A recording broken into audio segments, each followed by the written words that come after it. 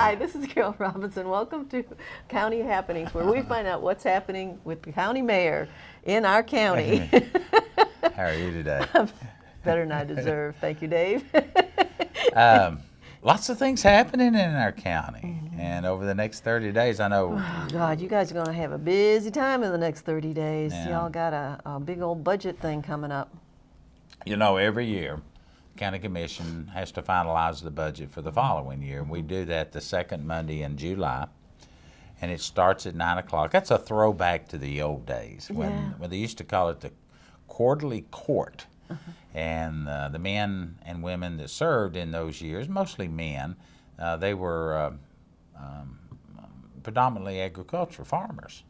And so they could get their milking done, or before it got too busy in the day, they started those quarterly court meetings to accommodate those men and women. And so that tradition, many counties still do it. So we meet normally at 7 p.m. in the administrative complex down in the county commission room. But on this one day in July, second Monday of the month, we meet at 9 a.m. Now we do break for lunch and then come back in and finish all the budget items, all the new things that are going and occurring. That's when we actually do it. Now, Well, and you really need to, because y'all have a lot to do that day. we do, and you know, there's the old saying too, there's always enough material to fill up the time that you need to go. But for the most part, working through the committee system, and most of our cities do that too. They work through a committee process. So the day that you actually vote on a particular item, we don't have second and third readings like cities do. Counties operate a little bit different. But there's still plenty of discussion on just about any item. And I think there's probably a renewed interest this year because we know that 6 of our county commissioners have retired, and then we will have, in addition to those 6, there will be 2 additional new faces on the county commission. So it's about, what is it, a quarter of your county commission? About a quarter. Is going to have a whole lot of new faces. And in some areas, such as Spring Hill, because of the redistricting that occurred after the 2010 census, you have a whole new district down have a there. new district called the 3rd District that none of the existing county commissioners are living in that area. And so the lines were drawn, and so that required we have 24 county commissioners, 2 commissioners per district, and that particular one, because you base it on population, the Boston Tea Party kind of taught us that theory, you know, got to have representation. Yes. And so that area, geographically, population-wise, is an area that will be represented, and there's 3 individuals running, 2 on the Republican. They came out of the Republican primary, and 1 independent will be running in August for the 2 spots in Spring Hill. So a lot of changes coming up. So this will be a real important budget for those that won't be members of the county commission anymore, and also an important budget for the new people coming in, because they're going to be starting with something that they didn't have input with. So they need to know what's going on. And I guess this was as good a time. We'll meet, I'm sure, in July. You and I will go through this, but you know, we've got some folks that are stepping down that have a long service to this county, and of course, one that most everyone's name that recognized would be Judy Hayes. Yeah. Judy, and actually she was one of those that was with a person without a home, basically. She was in the 3rd District, and all of a sudden she found she wasn't living there anymore. Judy, there were 6 of us that came on in 1986. Now that's a long time ago. Yes. You and I were still raising children. But over the years, she served continuously. And another one that's still there was Bert Shelfon out of Brentwood. He came on about that same time. And then myself, and there was 2 or 3 others that are no longer around. But the 3 of us got started in that same era. It'd be probably a whole show we could do talking about all the things that have changed over the years. But Judy's been that one that's just that personifies public servants at every level. She's involved with so many things: solid waste, recycling, animal control. She's been on budget committee. I doubt there's any committee that she hasn't served on. Doug Langstrom's another one. It was a Franklin alderman. He came over and been a county commissioner for a long time. And that was good because he brought city experience and the city perspective. John Hancock, been around longer than everyone. I had a little break in service, but John goes back to serving on the highway board back in the early 60s and the county commissioner, and he was in the 9th district, and then he went out to represent the 2nd district, and John's hanging up his cleats. And John's just a man that's been around so many different things over the years. Used to be a lot more active than he is now. I was kidding him the other day. I said, John, I believe you're getting old. And I can't use all the adjectives that he said, but he said, I am old. Including, I am old. But, Arlene Cook from Brentwood, can you get an individual that's more respected in Brentwood than Arlene? Just well thought of. Has been around for, I think, 4 terms, I'm guessing on that. A very long time. And she wants to spend more time with her grandkids. And who can blame her? And who can blame her? And of course, then we had some changes internally just this year. Ernie Williams left the county commission out of the 9th district. He became judge, a sitting judge that would carry out through August 31 until the next one was elected. Mary Brockman, his counterpart in the 9th district, she's hanging up her cleats. And so we had to make an appointment for Ernie. And so that position was filled with Todd Kestner. And so Todd ran. Mary decided not to run. So you've got, even though Todd's got a whopping 7 months worth of experience. He's an incumbent. He is an incumbent. And so you'll have 2 people there. In the 8th district, of course, you'll have a new face in the 8th district. Greg Davis, longtime county commissioner, was not successful in his bid to come back. Over in the 10th district, Bob Barnwell had been around a long time. Bob had been there, I think, 12 years, 3 terms. He was not successful, so you got a new one coming in there. Ernie Williams' son, Matt Williams, will go in the 10th. The Williams legacy lives on. I would be willing to bet, somebody said this, maybe Ernie said it. I don't know in my lifetime, and I attend a lot of Nashville meetings, I don't know that you've got a mother, father, son combination in a county commission. Make a good story for you. It really would, That's a long time for a family to give back to the community. Even though Matt Williams, the young man that's coming on, decorated military, West Point graduate, it's just phenomenal.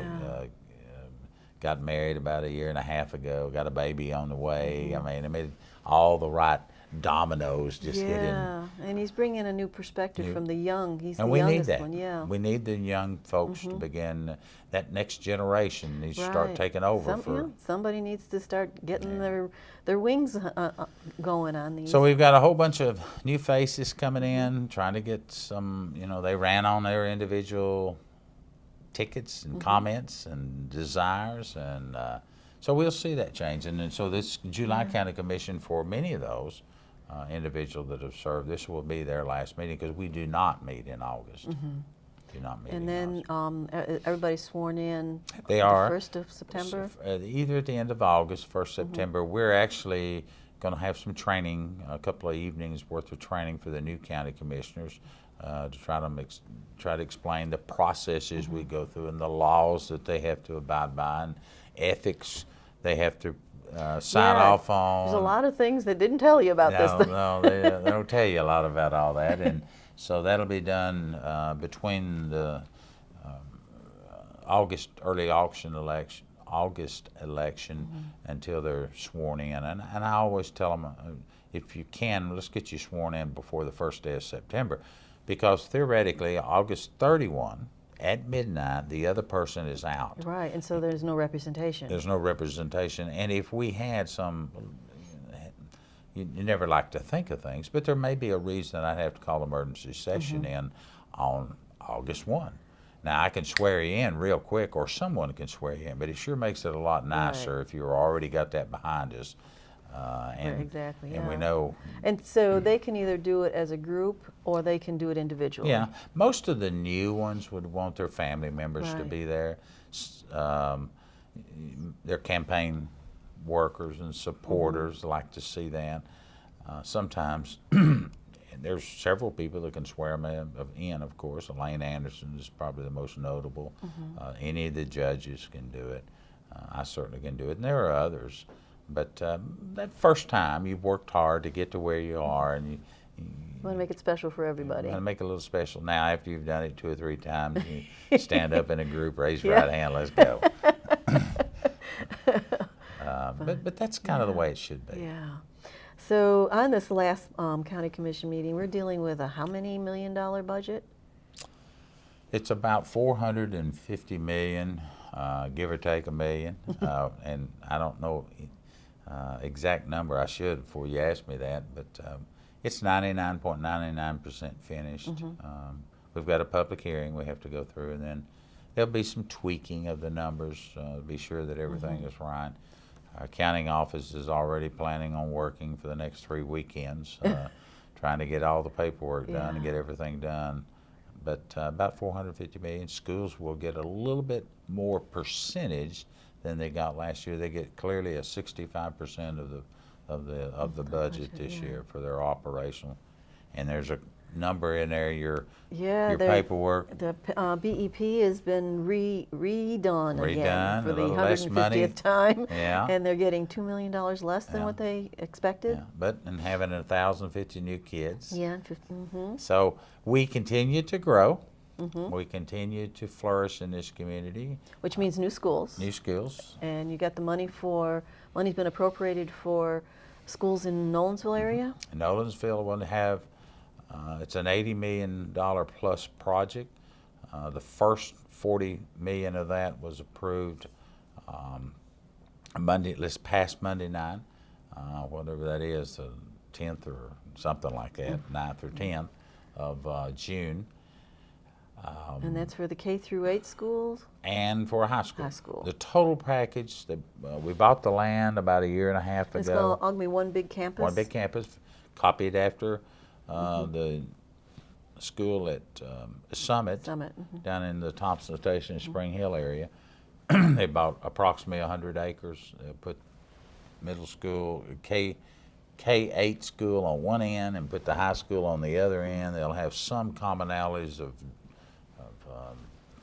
flow of traffic and things like that, but they'll be separated that would make parents comfortable enough that a middle schooler doesn't begin to be around high school boys and girls at that Let's age. keep them kids as long as we can. Yes. I don't know about your school, but I grew up in a 1 through 12, and that was just part of it. The senior boys were bullies. We used to think ours we was got to 7 through 12. we were 1 through 12, and the senior boys were bullies when they were in middle school, and I got to be a senior in high school. You got to be a bully too. I got to be a bully. Yeah. But bullying is not right. We shouldn't make light of it. But there were a lot of things back in those days we did different than we do today. Yeah. And also, there's a new rescue squad. The Williamson County Rescue Squad, was it Station 14 down on 5 Points? For a while, they were thinking they were going to be homeless by next year because their building had been sold and they were leasing it. They had a lease for 5 years. 5 years was going to be up in March of 2015. But now it looks like they're going to have a home. We're very fortunate. We've been looking at 2 or 3 different avenues of where to relocate the rescue squad. In that discussion with the rescue squad that you have to have is coverage. It's coverage. And mileage from your house to the station is very important. We had this discussion before. Yes. You got to be within 5 miles. And you need a fire hydrant nearby. Or your premium on your homeowner's insurance can drastically change. Yes. Now, there are some avenues we're working on behind the scenes trying to get some relief done. But when 5 Points, which is at 5 Points here in Franklin, moves out towards Downs Boulevard, what we're affectionately calling now the LoJack building.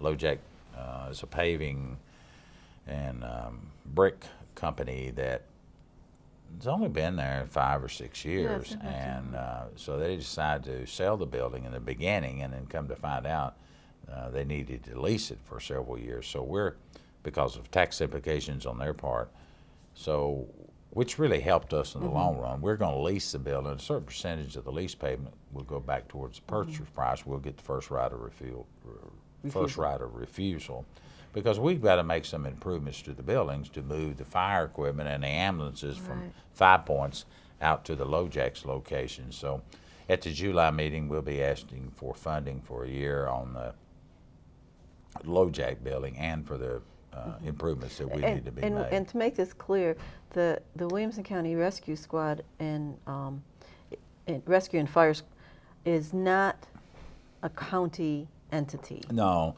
Thank you for bringing that up. I failed to mention that. The way that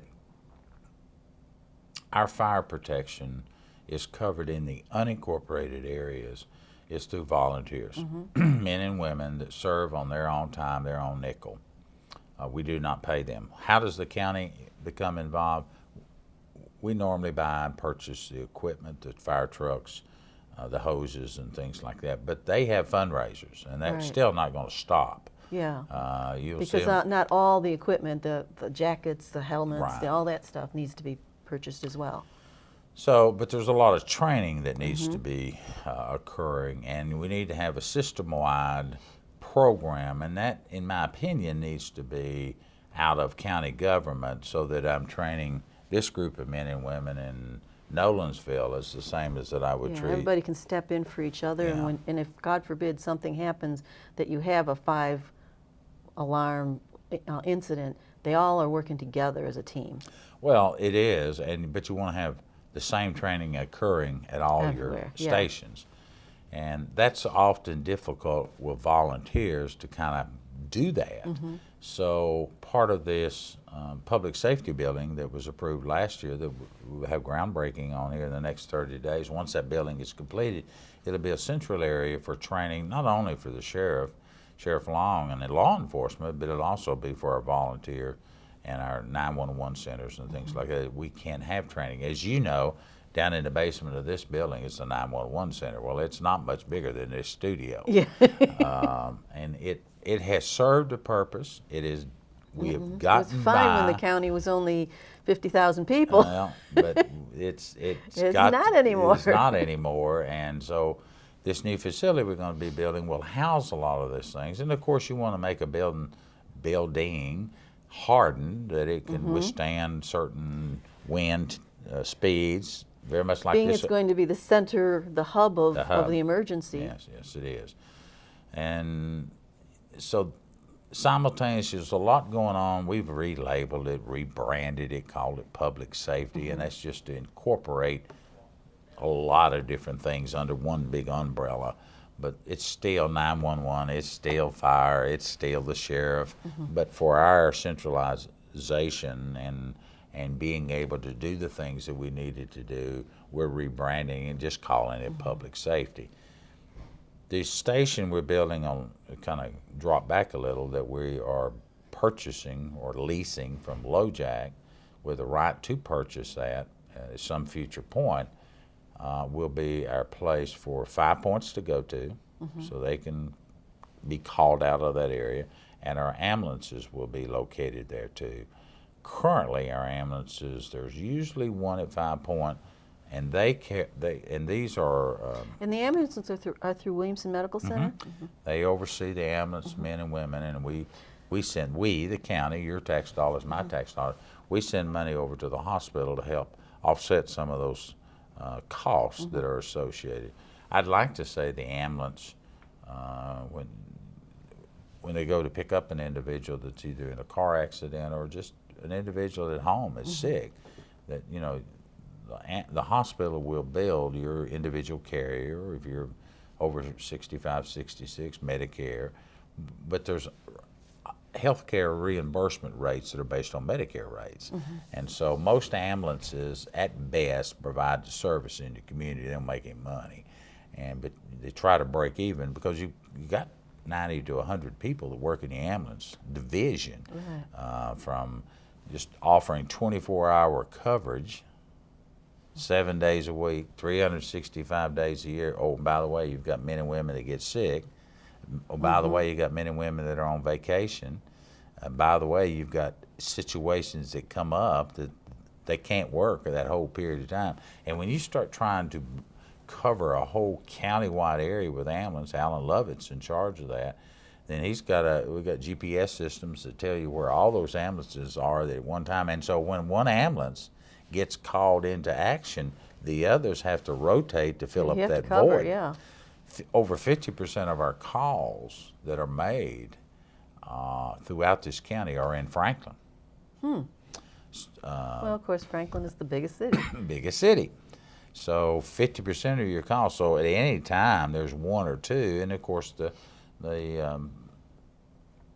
fire personnel inside Franklin, they're first responders too, and they're city folks, so they get out there. So it's a constant moving of people and vehicles. I told Alan, I'm not sure we need an ambulance center because it's constantly, all the vehicles are constantly. They're never in one place. They're never in one place. However, I understand you do need it. You need a coordination place. You need a coordination place, and you certainly need it for the rescue. So yes, it's going to be busy in July. And now there's another building that's coming out, Goose Creek. Out of Goose Creek because area. of the moves and because of more people. Goose Creek location is at McLemore Lane. We bought some land from an individual here in town who was willing to sell it to us at a reasonable price. We had a reasonable buyer and a reasonable seller. What a great combination. It is wonderful when you get them that way. And again, it's going to be another part of the Williamson County Fire and Rescue Squad. Correct. It's a volunteer side. And so we need more coverage for our rural areas as they continue to grow. And the Thompson Station doesn't have a fire station or a fire crew, so that requires the volunteers to serve inside the cities. The only two, well, Spring Hill does, but Franklin and Brentwood have a big operation, and Fairview has a pretty good sized operation. But you got a lot of space in between. You got Thompson Station. Nolensville served by the rescue squad. City does give money to the Nolensville to help run their programs. Until a city matures, until a city can get to the point that it can handle it through some kind of fee structure or tax base, oftentimes they still rely on those volunteers and just supplement that. I know Fairview did for up until, about 4 or 5 years ago, maybe 6 years ago. It was all volunteer. It was, but Fairview has got a great program, and we're so grateful to Fairview because they go outside the city limits when asked. Those are called memorandums of understandings and interlocal agreements that we try to get all these groups together because providing all that's very, very expensive, very expensive. Yeah, and when someone's in trouble, they don't want to hear, well, it's not my district. No. And the ambulance, some cities have contracted services. In this particular county, through the hospital, they use employees of. But there are many cities. Nashville has a combination of both. A lot of the areas that they can't service in a respectable time. If my memory serves me correct, Carole, the magic time limit is that if you're called, you want to be there in 6 to 8 minutes. Yeah, I think you're right. And now that can be very difficult if you're living on Oscar Green Road. Yes. Or some of our more rural areas. But with 840, that opened up an avenue for us to get to there. But if you're going through a heart attack or some personal issues, 6 minutes can be an eternity waiting for that. And so I think the average calls, they're making it all in just other than a couple of those really, really rural areas. And it's just hard. You can't build a station out there. It's too expensive. And part of the reason, I'm sure like where you live, you're just tickled to see sunlight, much less an ambulance every day. Doggone right there. You are in the boondocks, Carole. and loving it. You may be one of those, we don't get to it 8 minutes. It may be wiser for you to hook the horse up and leave. Yeah, and just ride on down to the end of the road. That's what we've always figured. If anything happens to our house, it's a goner. It's a goner. The only good part about it. But we've got a lot of action going on in July, yeah. and that's what you were asking about. A lot of things going on. And let's see, we've got the new park is opening. The new park that most people forget we even have. Yeah, Timberland, off from the Trace. Several years ago. It's so beautiful. It's beautiful out there. It's about 75 acres that the Trace, the national park in the Trace, was going to either offer for sale or some county could have it. Well, we got it. And that was the efforts of Judy Hayes. Yeah, it would be kind of awful if Hickman County got it. Well, it's in Williamson County. I mean, maybe for private development. Yeah. But they were, Judy Hayes and some others were involved and found it.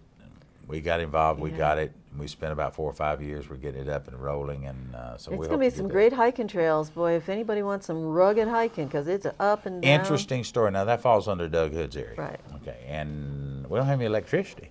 Yeah, it's rugged and rural. It's my country.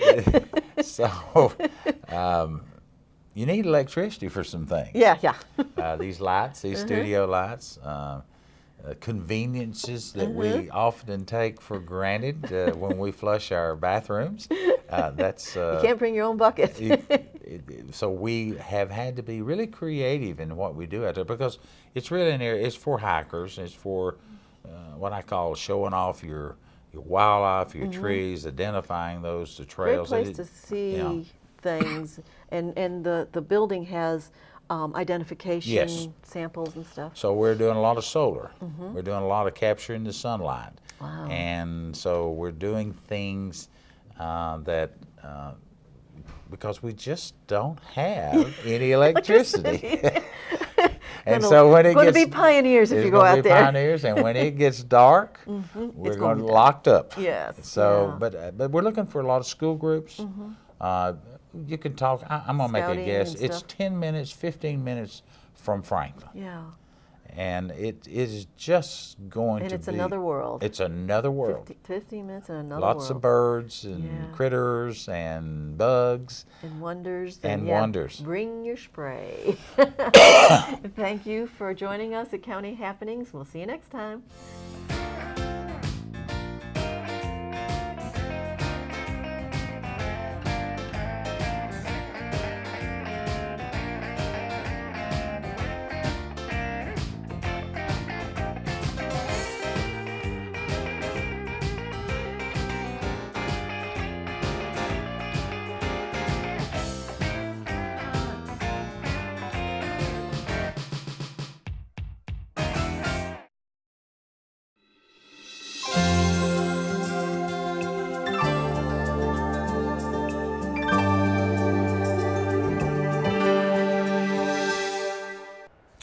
Does your child have the responsibility of getting himself up and getting dressed in the morning?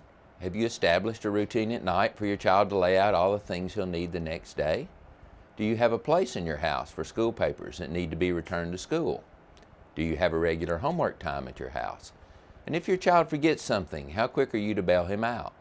Sometimes as parents, it just feels right for us to do things for our children. But we also need to understand that our overall job is to teach our children responsibility and empower them to do things for themselves. When we do that, we give them the gift of independence and self-confidence. Remember to stay connected. You're the vital link in your child's success. I'm Steve Fisher, and this is The Parent Connection.